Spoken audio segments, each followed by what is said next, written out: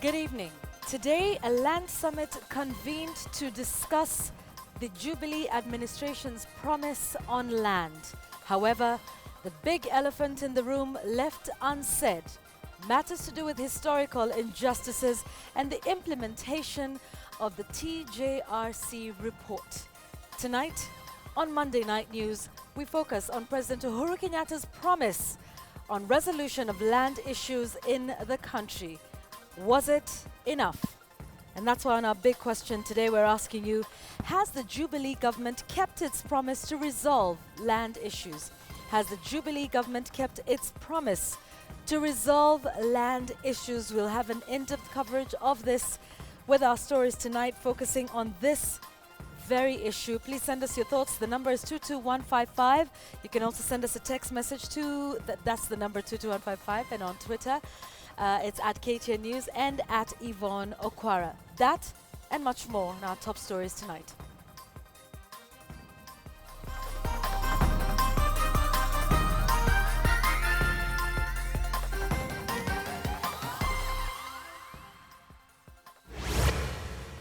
And as key stakeholders, you are the people who can tell us whether indeed we are efficient or effective or not. We have taken back are the ones which are public land.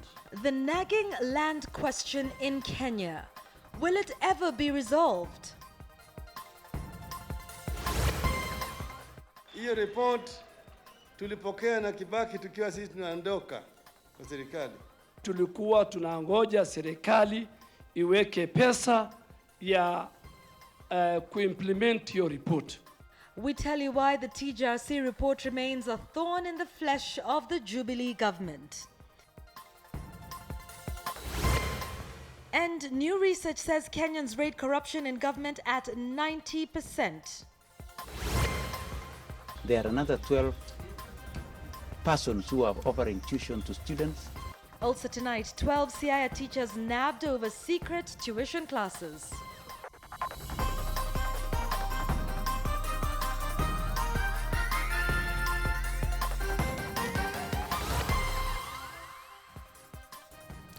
Welcome to Monday Night News. I'm Yvonne Okwara Matole. Our sign language interpreter is William Silla. A State House summit set up to deliberate land issues in Kenya today avoided debate on the report by the Truth, Justice, Reconciliation Commission on historical land injustices. And as Marimi Mwangi now reports, the Lands Ministry also avoided disclosing the names of individuals who own the largest tracts of land in the country.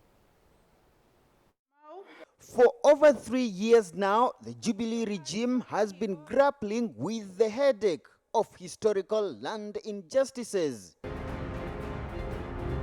A headache which necessitated Monday's State House summit on land. But as soon as the panelists took to their seats, it was clear the forum would leave more questions than answers. And the criteria for what constitutes a historical land injustice is there. And we are going to apply that criteria. And those of us who think because of the pre-independence treaty, for example, they can escape, you will not escape. I'm not talking about grabbed in the sense of being illegal about it. Yeah. The law itself as it was enabled presidents, land commissioners to go and allocate land. So they can say this land was allocated legally, and they have still retained control over that land. Yeah, that's what I'm telling you. You better be patient and listen to this topic. It's a long one. It's not as easy as you are putting it. Your Excellency, I am submitting to you A detailed report on the country's historical land injustices, which the Truth, Justice and Reconciliation Commission handed to President Uhuru Kenyatta on May 2013, has been gathering dust for 3 years now, yet to be debated in Parliament.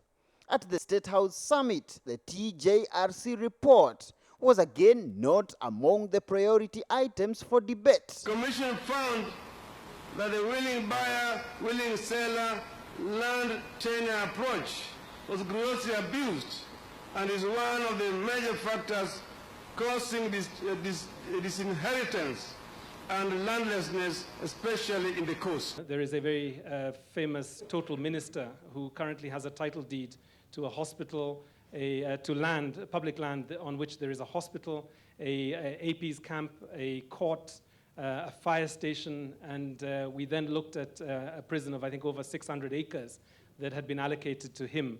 And that's Nicholas Biwott, and I can say that because I think the records are fairly clear. The ones that we have legally, we have taken back are the ones which are public land, for which people have complained, or there have been reports, TGRC or Ndungu and so on.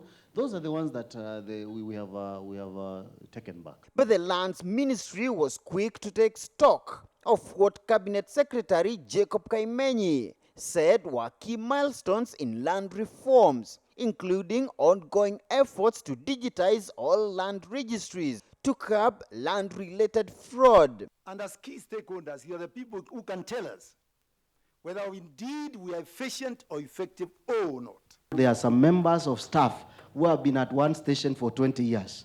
And we told the ministry, at least we are happy, about 300, 400 have been moved. Alafu Haji bin Haji. Recent efforts by President Uhuru Kenyatta to hand title deeds to coastal squatters has in recent days been criticized by opposition politicians as unsubstantive to resolve the long-standing land disputes. With the land question expected to dominate the 2017 campaigns, the Ministry and the Lands Commission will no doubt be under intense pressure to provide the elusive answers to the land question.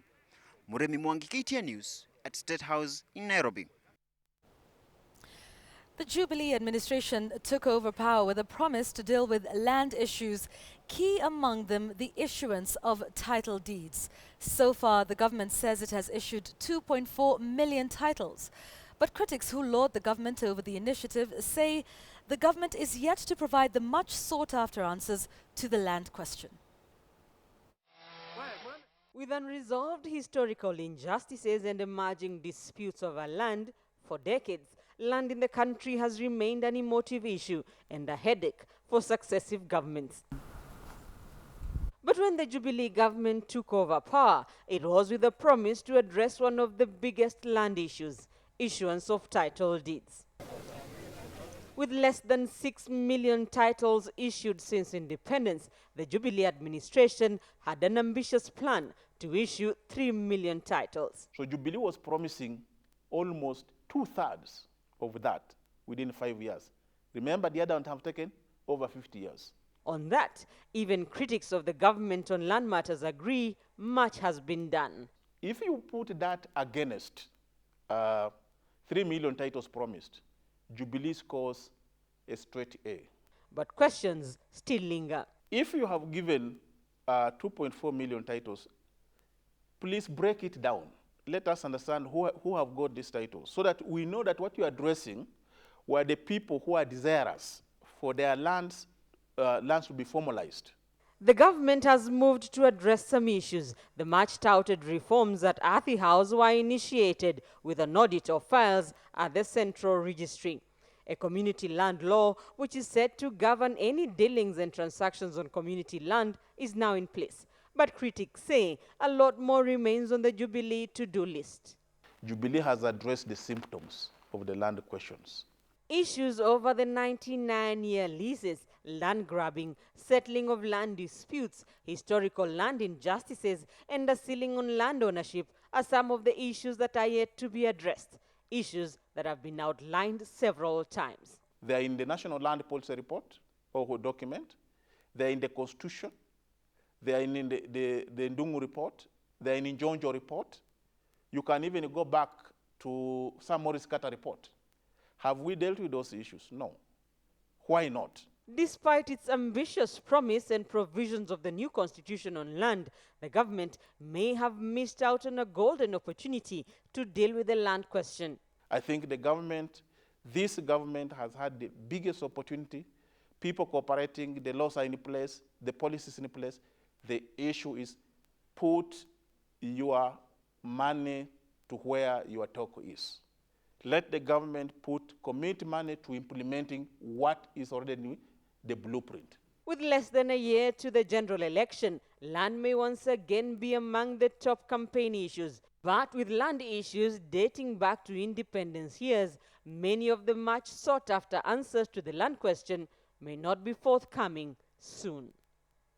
Rita Tinina, KTN News.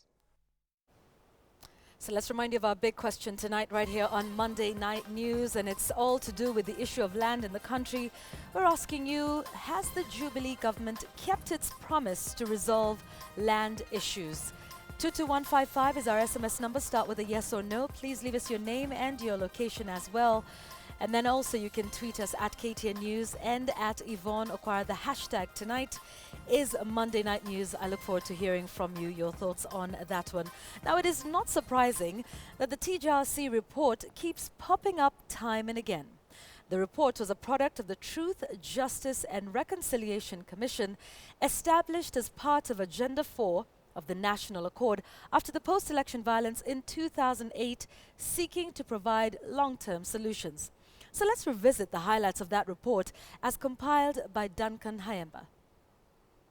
I am submitting to you the report of the Truth, Justice and Reconciliation Commission. This was in May 2013 when the Truth, Justice and Reconciliation Commission handed over its final report to President Uhuru Kenyatta, a report whose implementation process is yet to be set in motion by Parliament. Hiyo report tulipokea na Kibaki tukiwa sisi tunaondoka kwa serikali. Sasa nyinyi mmekaa kule kwa bunge miaka 4. Bado unasema watu utaweka kwa bunge ijadiliwe. Tulikuwa tunangoja serikali iweke pesa ya kuimplement your report. The Truth, Justice and Reconciliation Commission was set up to investigate historical injustices, including extrajudicial killings and economic marginalization and other human rights violations committed in the country since 1963, a process that saw over 40,000 individuals testify before the Commission. During his second State of the Nation address in March 2015, President Uhuru Kenyatta apologized for the wrongs committed by past regimes. My brothers and sisters, to move forward as one nation, I stand before you today on my own behalf, that of my government, and all past governments, to offer the sincere apology of the government of the Republic of Kenya to all our compatriots for all past wrongs. The report has also recommended need for reasonable compensation of all victims of historical injustices. I have instructed the Treasury to establish a fund of 10 billion shillings over the next 3 years to be used for restorative justice. In the final report, the chairman himself is reported to have been mentioned adversely, with foreign commissioners in the team, Gertrude Chawatama, Ron Sly, and Bahanu Dinka, lodging complaints alleging that the office of the president had doctored the final report. Their dissenting opinion on the land chapter was controversially left out of the final report. In the last general election, the land question was a hotly contested subject. It dominated the country's first ever presidential debate, with the Jubilee candidate Uhuru Kenyatta finding himself on the receiving end from other candidates over land owned by the Kenyatta family. Coast Province from Lamu to Lungalunga have been treated very unfairly by the three governments because even titles mostly are given to upcountry people. I have said severally, I have never, save for the rumor mongering, been accused of any impropriety in terms of grabbing anybody's land. Land that we own as a family is land that has been purchased on the basis of willing buyer and willing seller, at no instance whatsoever. However, we do recognize that there is need to deal with this problem, not from an emotional point of view, but from a practical point of view. One of the problems facing Kenya in the history and today is this whole idea of local elites taking over resources that belong to community.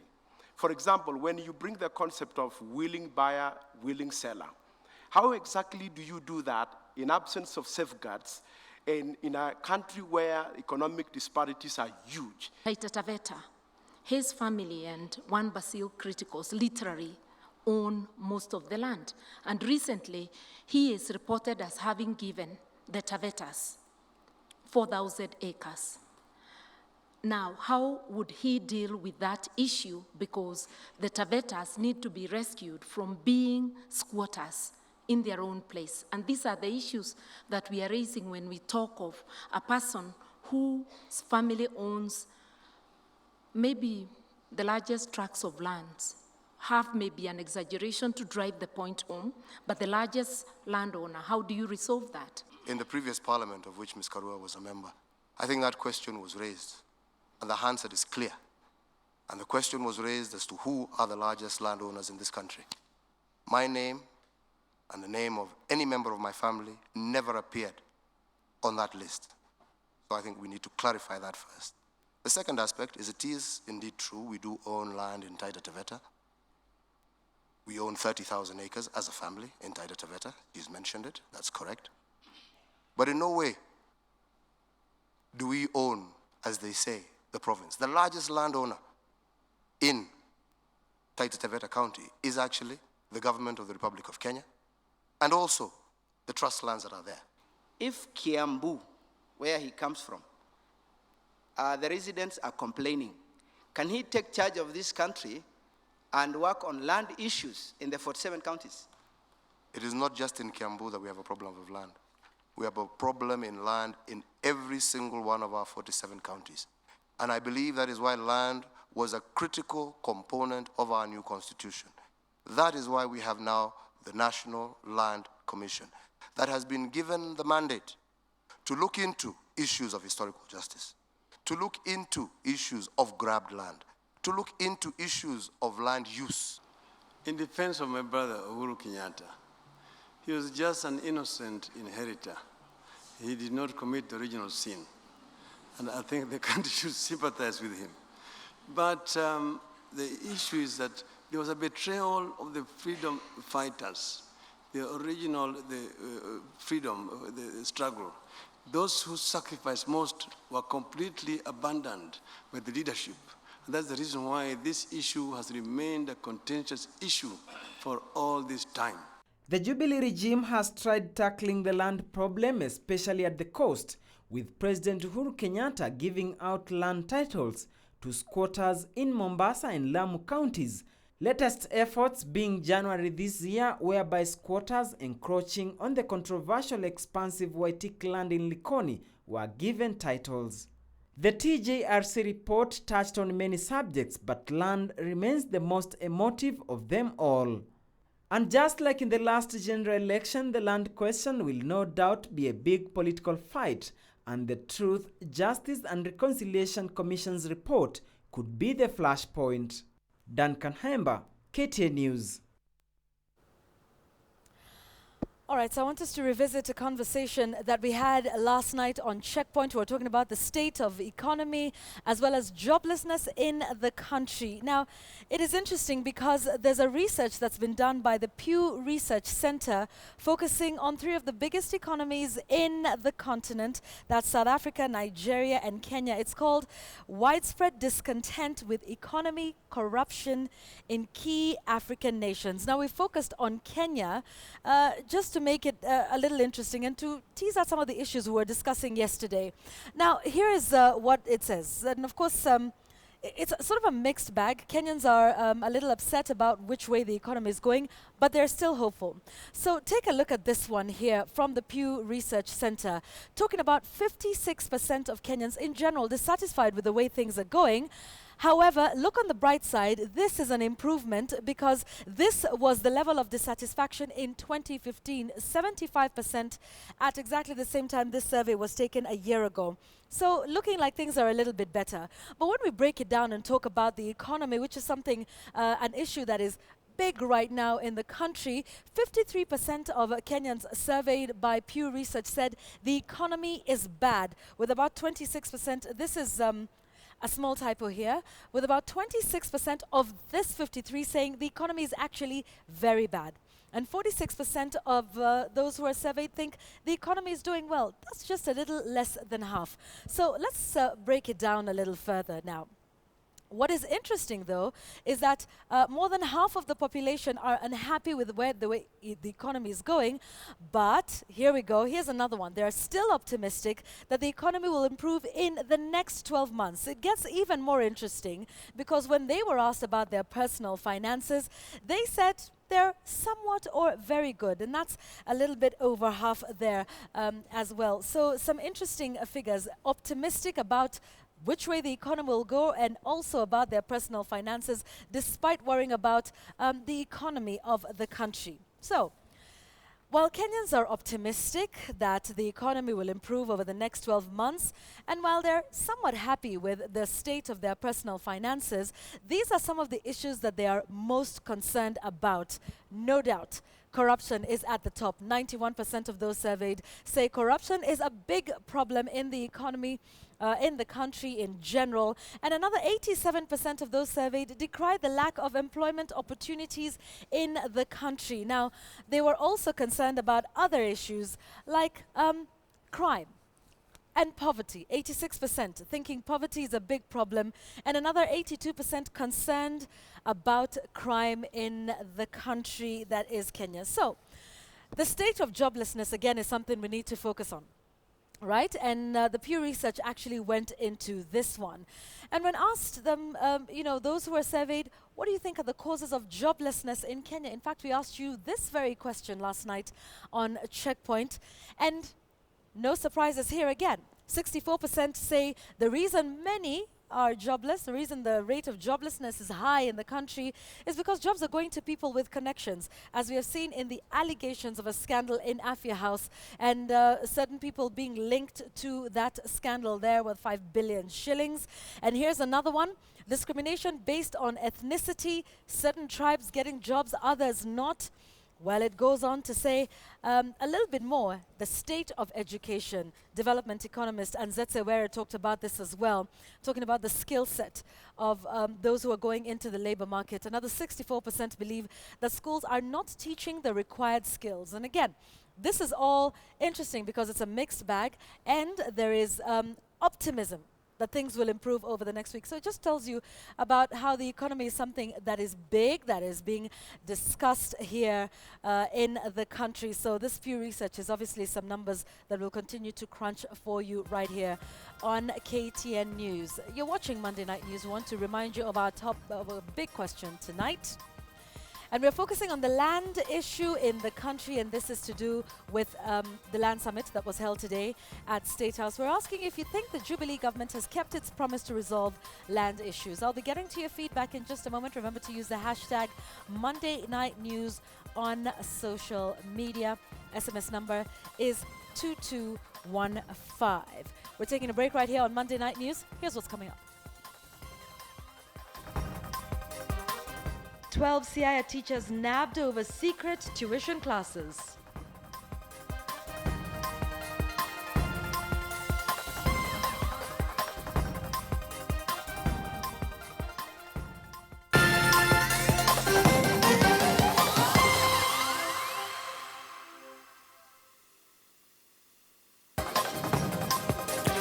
Welcome back to Monday Night News. Now, a deputy head teacher of a school in Ahero is spending the night in a police cell after he was caught offering tuition, which is banned.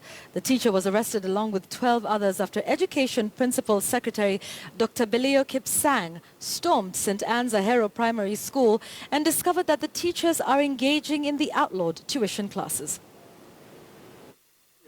These suspects locked in a classroom at Ahero Primary School. They have allegedly been offering tuition since the schools were closed for the December holidays. Of course, for a fee. Today, they were not lucky though. The man in charge of the day-to-day running of matters education at the Ministry of Education stormed the school. The deputy head teacher of this school was around. There are another 12 persons who are offering tuition to students. They may not necessarily be teachers, but we have seen some are trained P1 teachers, some are university graduates, others are university students who are offering tuition. The Education Principal Secretary was on his way to Siaya County, but but on reaching Ahero Girls, decided to check on how the candidates were faring on in a school that was closed days before the exams began, thanks to the controversial transfer of its principal.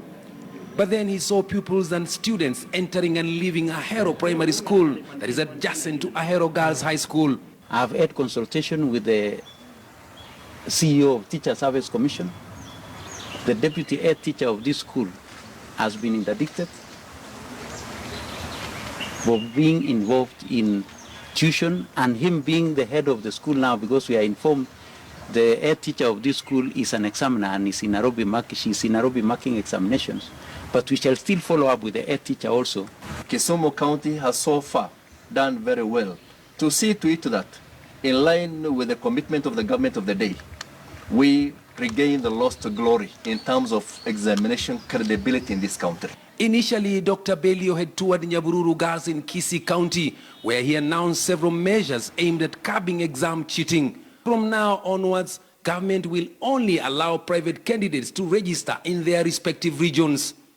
Education Cabinet Secretary Fred Matiang'i, just like his principal secretary, was in Taita Taveta just to ensure that this time round there was no cheating in the KCSE examinations.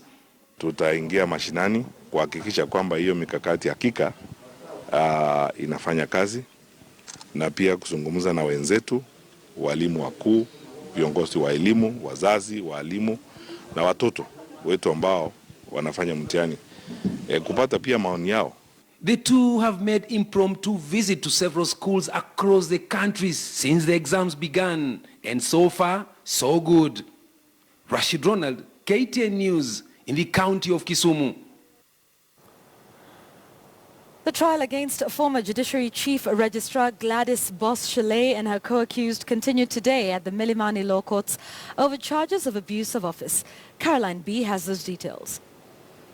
3 witnesses were lined up by the prosecution to testify against Gladys Boss-Shillay and her co-accused. The 3 witnesses at one point attached to the judiciary in Nairobi were part of the tendering committee for the shortlisting and recommendation of firms to be awarded tenders for the prefabrication of court buildings. The witnesses are Onesmus Nzomo, a supply chain manager with the National Treasury, but later seconded to the judiciary, and Wamboi Wanjohi, a senior court clerk at the Supreme Court, and Bridget Chepkemoy, an executive officer at the Nakuru Law Courts, testified to not having witnessed any inappropriate acts in the tendering process. The prosecution had earlier filed a request of amendment on the charges facing the accused to include the word joint, terming it as a minor amendment. The defense team rejected the amendments, saying it would confuse the case and have an effect on fair trial. Senior Principal Magistrate Liz Gisheha, hearing the case, however, allowed the prosecution leave to make the amendments. One of the witnesses, Onesmus Nzomo, was taken to task to explain his involvement with the EACC following his secondment to the judiciary as a whistleblower with the anti-graft body.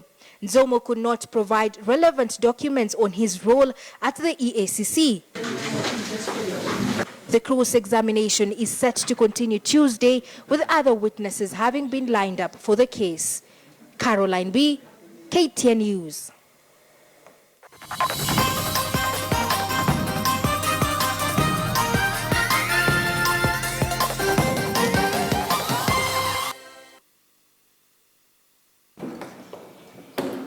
Good evening and thank you for keeping it KTN News. Time for business. Motorists beginning midnight tonight will pay 94 shillings and 94 cents for super petrol, while diesel will retail at 82 shillings and 16 cents and kerosene will retail at 62 shillings and 16 cents for the month of November. Now, the rise in super petrol represents a 3.38 per litre rise, and diesel users are the least affected as they will enjoy a temporary reprieve as price changes on the product were minimal by only 0.05 per litre. Kerosene users will experience the sharpest rise, while the litre of kerosene now retailing at 3 shillings and 45 cents more per litre. ERC has attributed the price shifts to the average cost of imported petroleum products going up by 8.12%. And the fate of foreign-funded projects may be hanging in the balance as countries realign their foreign policy, according to Treasury's head of resource mobilization, Jackson Kinyanjui, in an interview with KTN's Abiagena, notes that Kenya is set to experience significant rise in foreign direct investments as opposed to foreign aid moving forward. This comes on the back of the election of Donald Trump as U.S. president, who has hinted at cutting back on aid as well as the shifting dynamics within the United Kingdom, which voted to exit the European Union. What's your outlook for foreign direct investment in the coming financial year? As the political situation in America is changing, certainly you also know that we have qualified as a lower middle income country. It means that now we will not be able to get those cheap concessional financing that we used to get previously. And what means is that we have to look for alternative, innovative ways of funding our development. And one way is really to bring together other actors like the private sector, the civil society, the philanthropies, to try and see how we can create synergy in terms of financing our programs. And this particular meeting, the HLM meeting that is going to take place from 28th, is really bringing all these actors together to try and see how we can partner and fund our programs and our projects to realize our development objectives. Away from that, the National Construction Authority is seeking a review to the Construction Act to give them prosecution powers to take action in the event that the culprits do not abide by the rules of construction. This comes on the back of increased number of collapsing buildings in the counties of Nairobi and Kisii. First, it was a building in Nairobi County's Huruma area 6 months ago, and most recently on Thursday in Daraja Moja in Kisii County. The collapse of these buildings has seen breadwinners of families lost to shoddy erection of structures in the counties. Now the National Construction Authority is seeking powers to withdraw licenses and prosecute developers flouting construction rules of approval to be able to avert situations such as the Kisii building collapse that it says was not meant to exceed 3-story floors. The National Construction Authority twice issued a stop order, and twice the developer has defied, and there have been no consequences. How can we best revise our act to give us those necessary powers? Before issuing a construction compliance certificate, the National Construction Authority does a number of checks at a construction site. Approval from the county government, the National Environment Management Authority ensure the project is registered, quantity surveyors, architects and bona fide skilled workers are professional and safety standards are met. But what about an instance where the county government has approved a substandard project? The act as it is right now, I think it is only when you have somebody who is working as a contractor and is not registered by the National Construction Authority, that is the only time we have the powers to have that person fined, and we still have to go to our courts. The NCA has submitted proposed revisions to the National Construction Authority Act and awaits Parliament's deliberation. Various counties in the country continue to experience drought attributed to erratic weather patterns. The same cannot be said of farmers in Nakuru County struggling to find market for their surplus produce. Farmers are attesting to the bumper harvest of various farm produce, saying they do not know where to offload the surplus. Victor Ogale now reports from Kuresoi North in Nakuru County.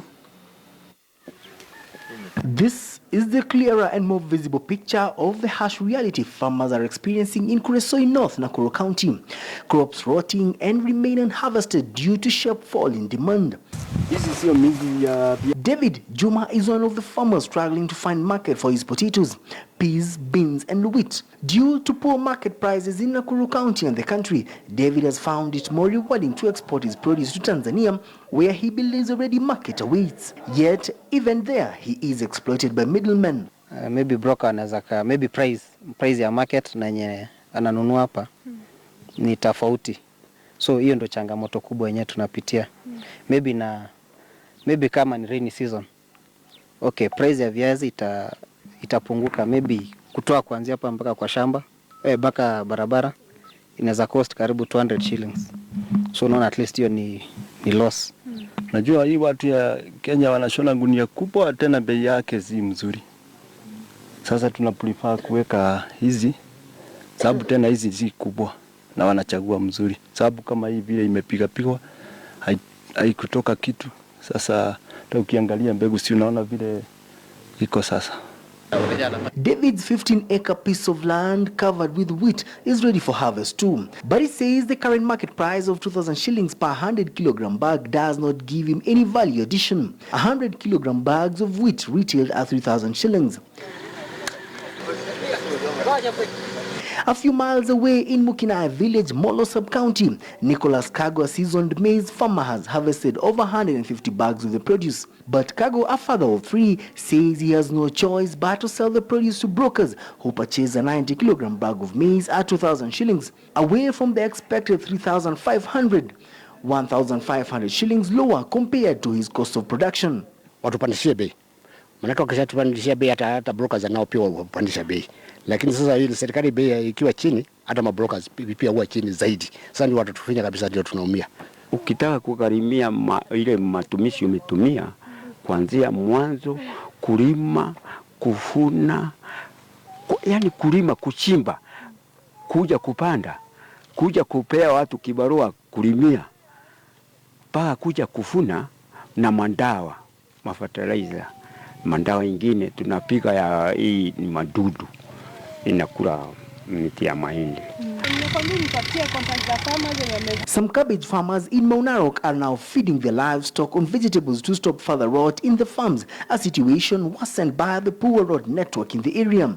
This food surplus in Nakuru plays out as ironic, with parts of the country now facing severe drought. This could influence inflation rates in coming months. Victor Gale, KTN News, Nakuru County. Thank you, Victor. And that wraps up Business for tonight. I'm Joy Doreen Bira. Coming up next, KTN Sports with Yvonne Okwara.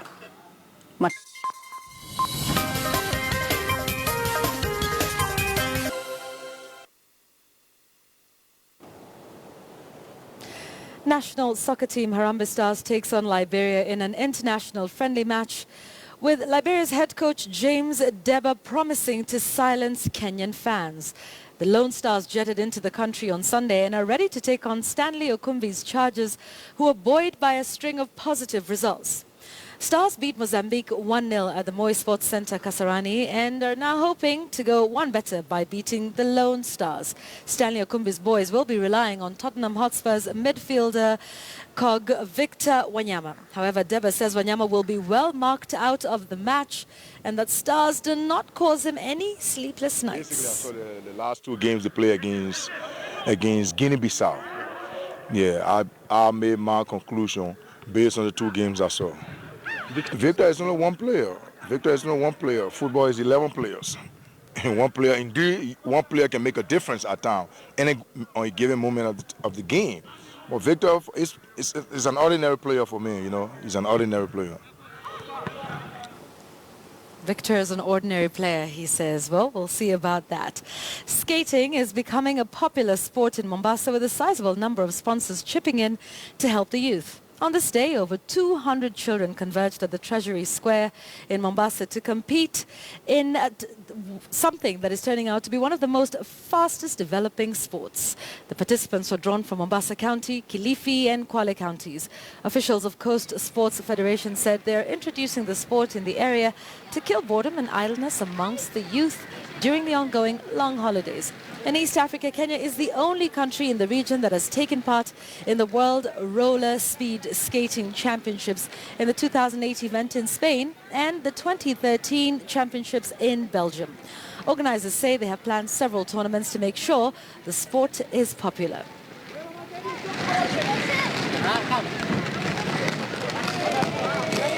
Michezo kama hii yanaweza kuweka vijana wetu katika hali ya kuwa occupied, na vile vile watatumia wakati wao kwa njia bora zaidi.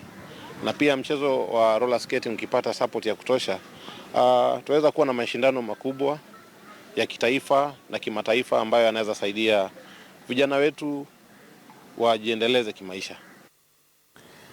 Jane Zhao put together a two-day score of 71 points to beat a field of 240 golfers in the Chairman's Prize at Royal Nairobi Golf Club over the weekend. The two-day championships attracted leading amateurs from around the country.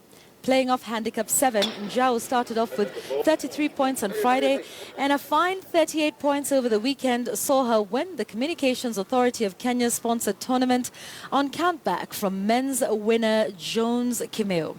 Men's winner Kimeo combined 36 and 35 over the 2 days to also wind up on 71.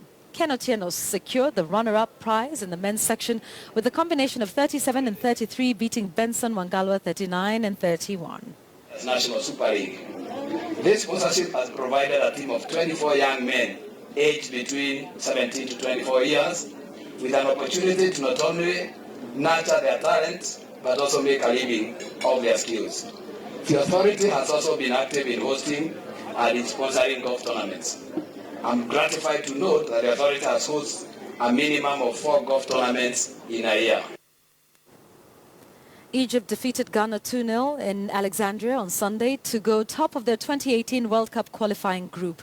Goals from Mohamed Salah and Abdallah Said gave the Pharaohs the victory that saw them move 2 points clear at the top of Group E.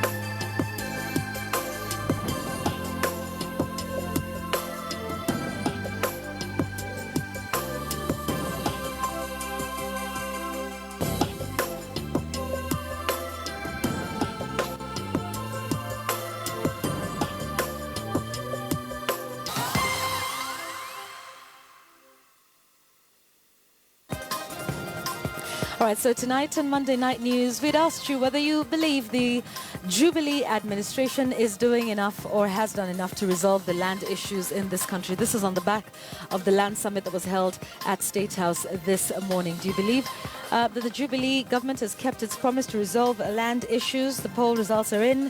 Let me check that out. 68% of you say no. 23% say yes. Gideon Edwards says no, they're not even close to that. They should first lay bare the findings of the TJRC before tackling anything. And quite a number of that. The Jubilee government has done nothing. We've heard a lot of land grabbing, even public land, especially by those in government. Shalom Jockey says, I call for land nationalization for equitable redistribution. Here's another one. I want to get this one from Kenyan Zulu, who tweeted a little earlier. Dominic Walubengo, meanwhile, says the TJRC report is a Pandora's box. At Kenyan Zulu says the answers to the land question lie in the TJRC report, which every regime has ignored. Summits will not help. Thank you. Those are your views on Monday Night News tonight. Thanks for watching. Have a great night. We'll see you again tomorrow morning on Worldview. Stay with KTN News, where you get the whole story. Good night. I'm Yvonne Okwara Matole.